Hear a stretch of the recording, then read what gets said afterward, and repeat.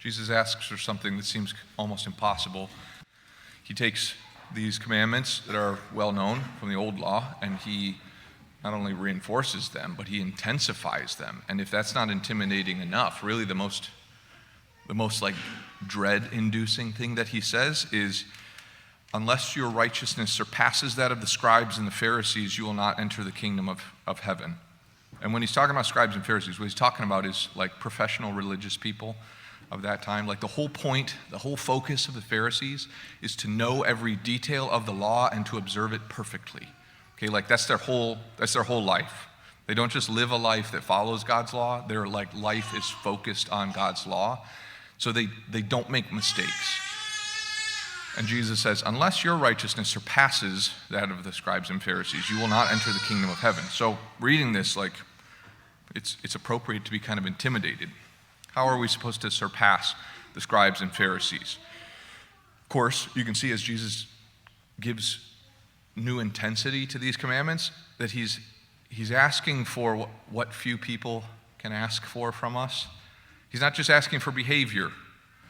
Like behavior can be required by your employer or by the government, but they can only require behavior. Because we can say, I'll do it because I have to, but I won't like it, and you can't make me like it, and you can't require that I like it. I just have to do it, you know? So the government, your employer, they require certain behavior. Okay, we'll abide by that, but Jesus is asking for more than that because he talks about sins of the heart and transformation of the heart. So he's asking for, again, what few people can ask for. These few people are like your spouse and your family. Yesterday was Valentine's Day, and I hope many people got flowers and chocolate yesterday. But you know that there's a difference between this is like it's this wonderful learning curve usually for the guys in a relationship. If somebody asks you to bring flowers, like, you already lost. Because if I ask you for flowers and then you do what I ask, like, that's great, but that's only behavior. So, like, the real trick is to bring flowers or chocolate or whatever other gift that is unasked for, because then you have shown not only that you will do what the other person wants, but because it's spontaneous in this way, that you want what they want, you know? Again, if they ask, it's already over. It's already too late. You have to do what is unasked for, which is like always a trick, you know, because then we're always saying, you want me to read your mind? And the answer is yes, of course. But your family too, like our families ask this of us. When we're kids or adolescents or adults, whatever, it's like, I don't just want you to do this with us, I want you to like it. I want you to want to. So this is always the trouble. Probably everybody's gone through this as an adolescent. Your family goes to whatever, the zoo, the museum, amusement park, and because you're an adolescent, you don't want to do anything. But you go, but then everyone's frustrated because they don't just want you to go, they want you to want to go. They want you to like it. And because you're a teenager, you don't like anything. So everybody's unhappy, you know? So our families, kids, when they ask adults to do things with them, adults, when they ask adults or kids or whatever, like, we don't just want you to do something. We don't just want behavior. We want heart. We want you to like it. We want you to want it. This is what Jesus is talking about as he goes through these laws, and he speaks about even the Pharisees and their righteousness. So I was on retreat last week. It was a 5-day silent retreat, and it's great. You're alone, and you don't talk to anybody for 5 days. So it's very quiet. Priests do this. Priests have to do this, actually, every year, 5 days. And I was, you know, retreats are like, they have ups and downs and like good times and bad times, and there's kind of a rhythm to it and everything. But near the middle of the retreat, where in my past experience, usually by this time my heart's kind of settling down, things get quiet, there's a little bit more peace. By the middle of the retreat, I was bothered and kind of worried because I was preoccupied. I'm doing all the stuff, you know, celebrate Mass, say my prayers, spend extra time in meditation, read Scripture, pray the Rosary, like just trying to remain silent and with the Lord and everything. But I was preoccupied because all I was focused on, like what I was wondering about was like, will this help? Will this be the thing that helps? Because I'm tired and I want to be rested. I want to have peace. I was like focused on, by the end of this, like what will I have to bring back? What will I be like when I return? So I was looking at the fruits of retreat, which is a fine thing. In the middle of all this and the preoccupation and everything, the Lord sort of brought up the question, why are you on retreat? And all the reasons that I had, all the reasons that I was like working by, were not bad reasons for growth, for rest, for getting back with energy and peace and being closer to the Lord, for recovery, whatever, from the last year, for rejuvenation. So that was my answer to like, why am I on retreat? Maybe one of the answers too was like, because I have to. But mostly it was because I want what a retreat will give me. So I was trying things and bothered because they weren't working. I wasn't getting where I wanted to go. There are two kinds of action, okay? For everything that we do can fall into one of these two categories, these two kinds of actions. Everything we do is either, number one, we do something for the sake of something else. Okay, so like you brushed your teeth today. Why? I hope you brushed your teeth today. For dental health, for fresh breath, so that people didn't think you were kind of gross, like that's why we brush our teeth. Or like, why did you go to work or to class? To make money, to learn something for a grade, to get a degree, to be able to buy something or provide for your family or whatever. So these are things that we do, and a lot of things that we do are like this. We do it for the sake of something else. Okay, but then there's another kind of action, and there's the sort of thing that we do for its own sake, for no other reason. Okay, so here's an example, actually of something in the first category changing into the second.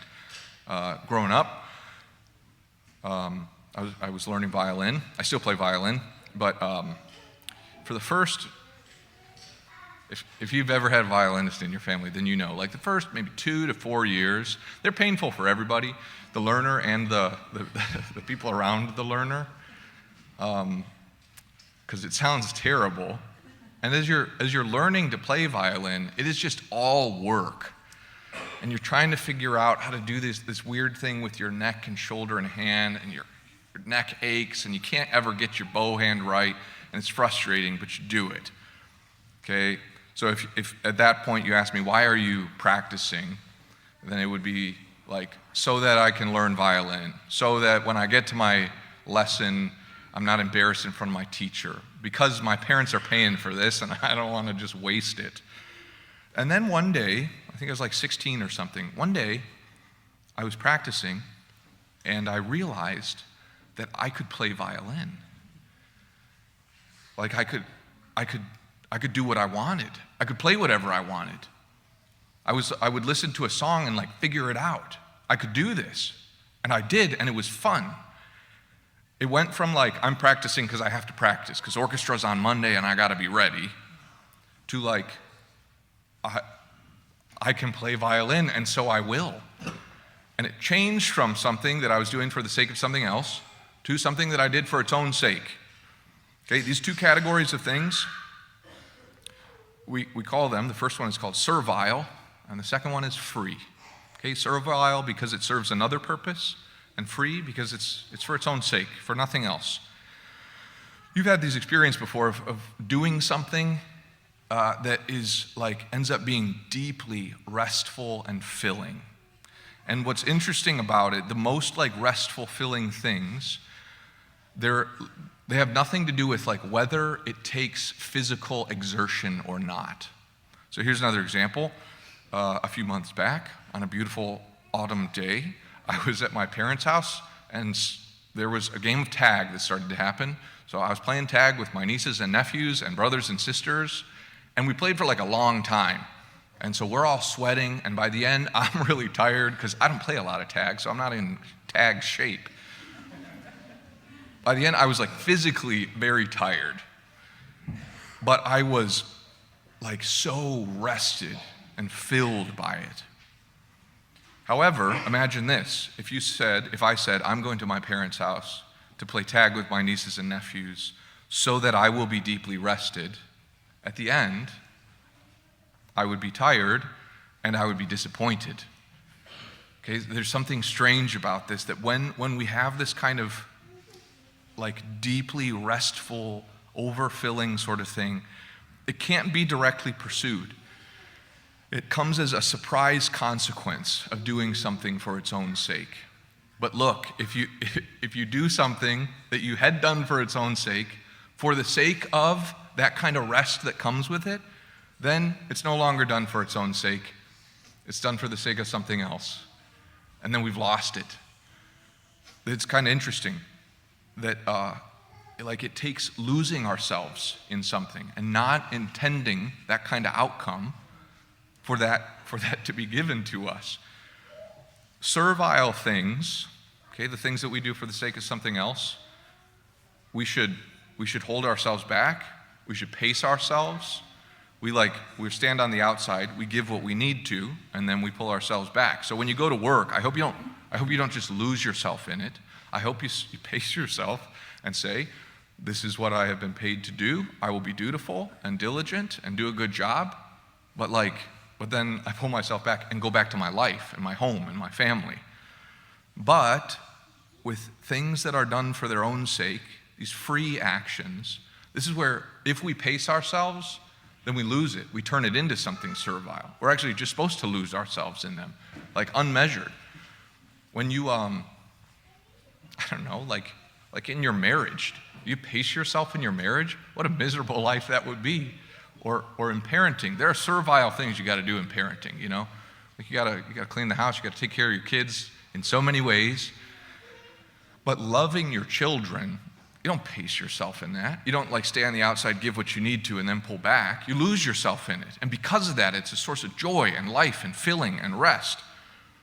Okay, so these two things, I'm hammering on this because you got to understand these two categories.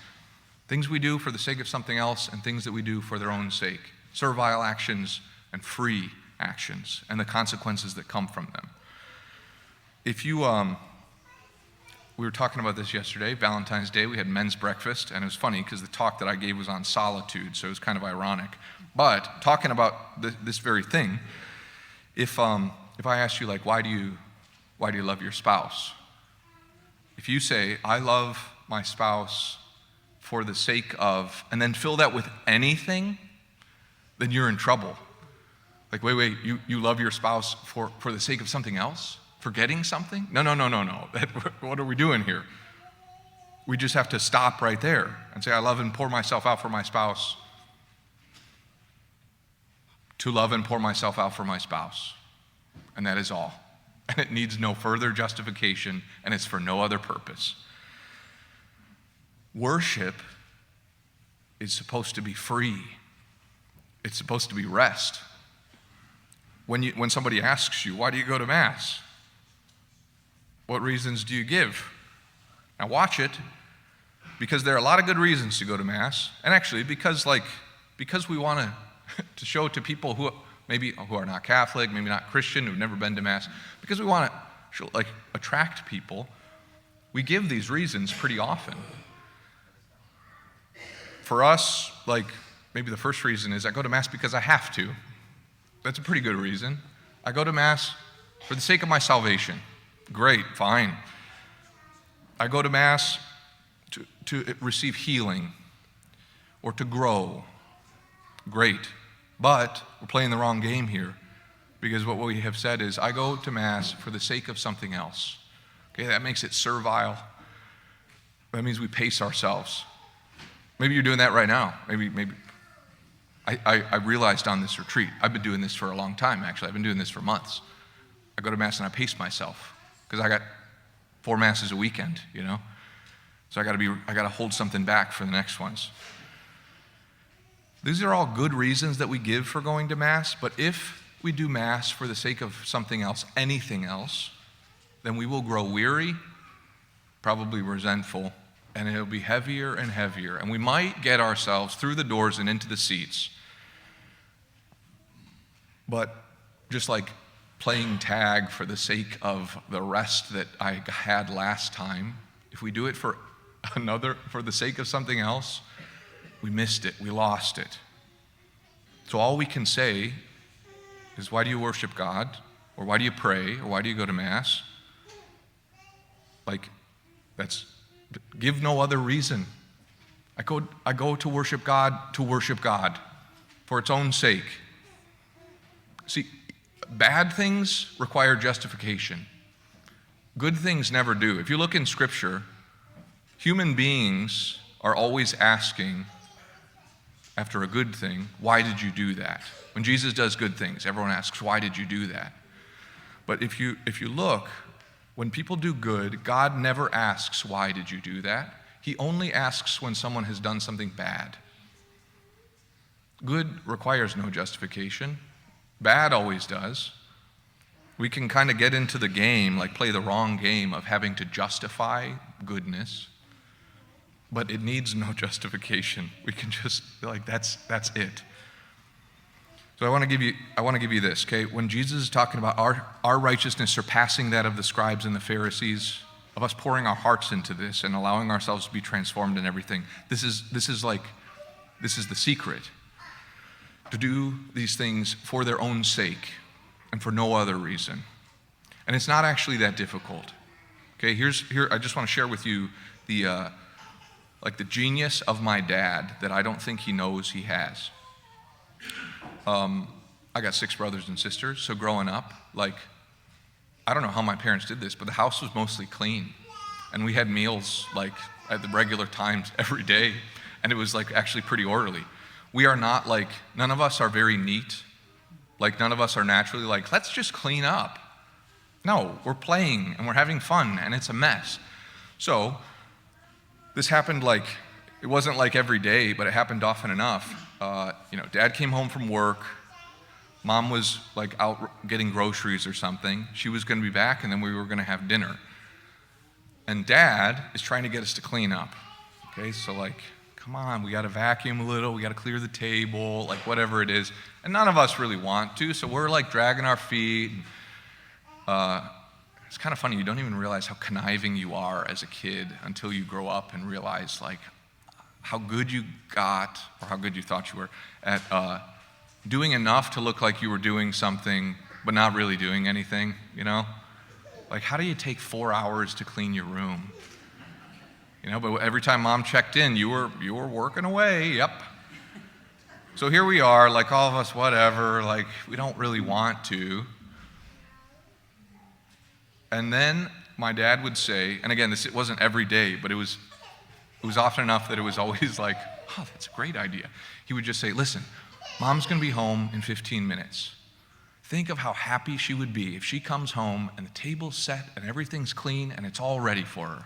And then all of a sudden we would be yes, it's not a lot of time, but guys, we can do it. And then we would buckle down and get it all done and be glad about it. And it was easy. And then when Mom came home, everything was set. But here's the genius. What my dad did was he changed it from let's clean the house in order to have a good house to let's give a gift to Mom because we love her. Okay? So it wasn't let me clean the house for its own sake. That's not the hard work that we have to do.